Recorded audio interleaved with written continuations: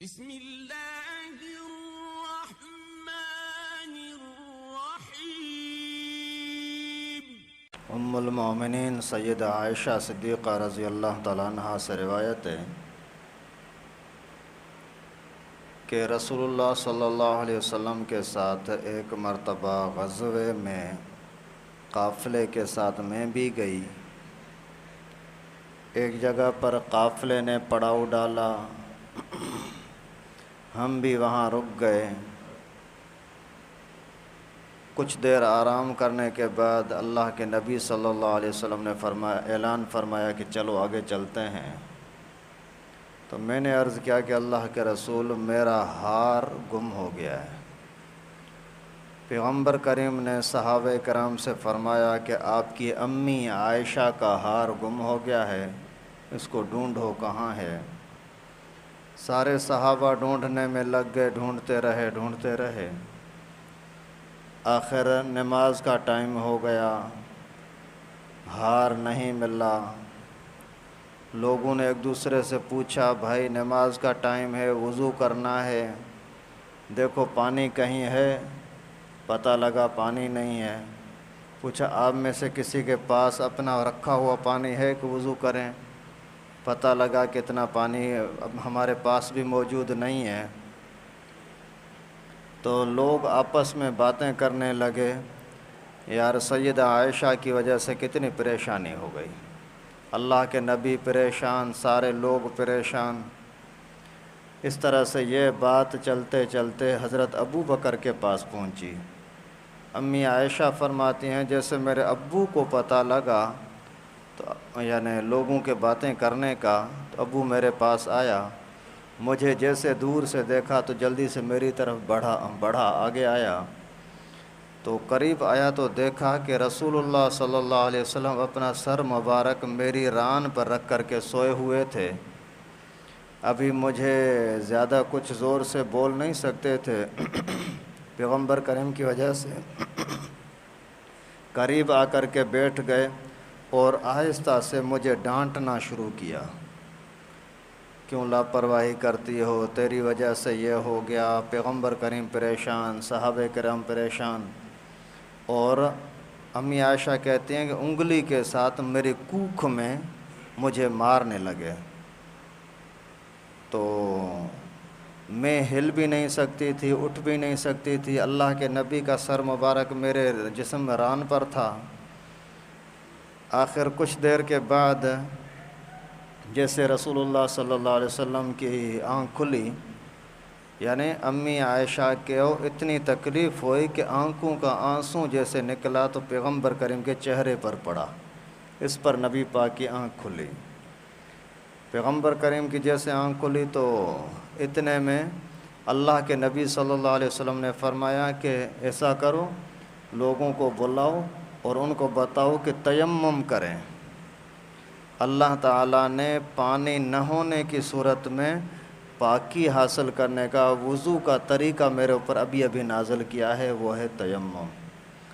پھر اللہ کے نبی صلی اللہ علیہ وسلم نے سب کو تیمم کا طریقہ سکھایا، سب لوگوں نے تیمم کے ساتھ نماز پڑھ لی۔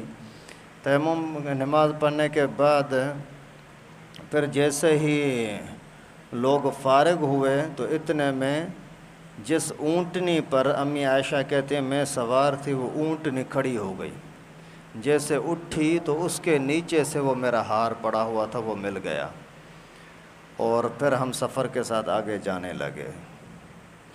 تو صحابہ کرام نے فرمایا کہ اے عائشہ، اے ابو بکر، یہ آپ کی کوئی پہلی برکت نہیں ہے، آپ کی بہت ساری برکتیں امت کے اوپر ہیں۔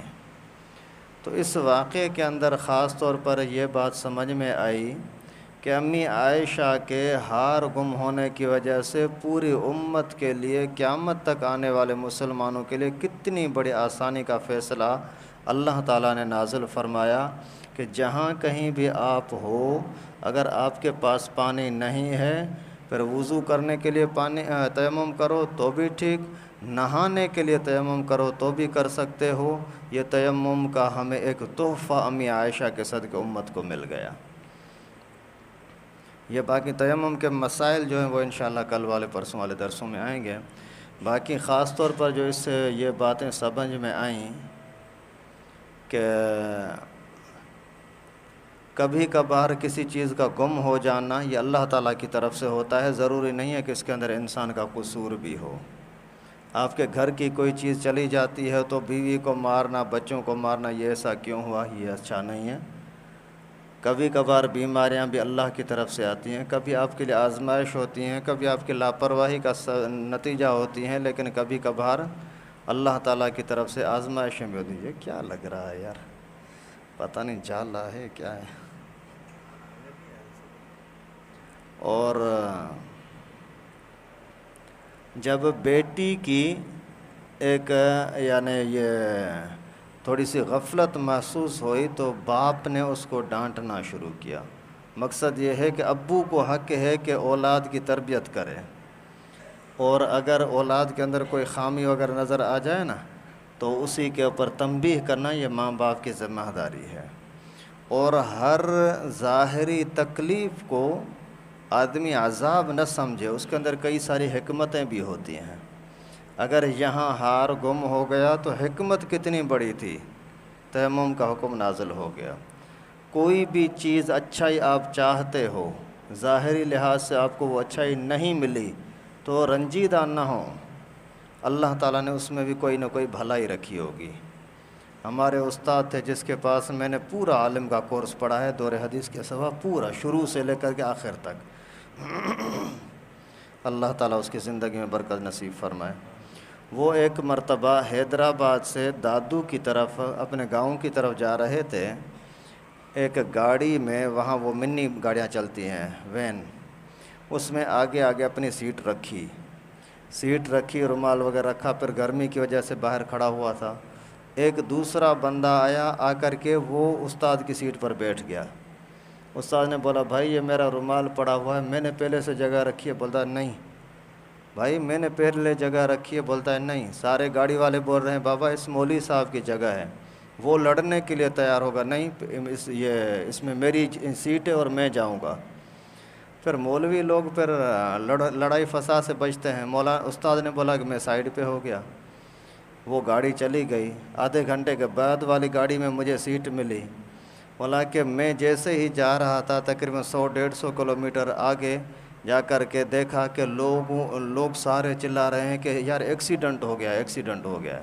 یعنی جو آگے والی گاڑی تھی اس کا ایکسیڈنٹ ہو گیا تھا، آگے وہی بندہ بیٹھا ہوا تھا جو لڑ رہا تھا، اور بھی بہت سارے زخمی ہوئے، لیکن وہ بندہ مر گیا تھا۔ تو جو بھی ظاہری لحاظ سے کسی چیز میں نقصان بھی نظر آئے، لیکن اس میں اللہ تعالیٰ کی طرف سے کوئی نہ کوئی حکمتیں ہوتی ہیں۔ اس بیچارے کی موت لکھی تھی، اس وجہ سے جلدی وہاں پہنچا، اور اس کو اللہ تعالیٰ نے بچانا تھا، اس وجہ سے اس کے وہاں جگہ ملی ہی نہیں۔ ظاہر میں نقصان ہے لیکن حقیقت میں کتنا بڑا فائدہ ہے۔ تو دنیاوی لحاظ سے کوئی بیماری آتی ہے، کوئی کاروبار میں نقصان ہوتا ہے، کوئی پریشانی ہوتی ہے، اس میں بھی صبر اور شکر کریں گے تو برکت ہوگی۔ اللہ تعالیٰ سے دعا ہے کہ ہم سب کو دین کو صحیح سمجھنے کی توفیق نصیب فرمائے۔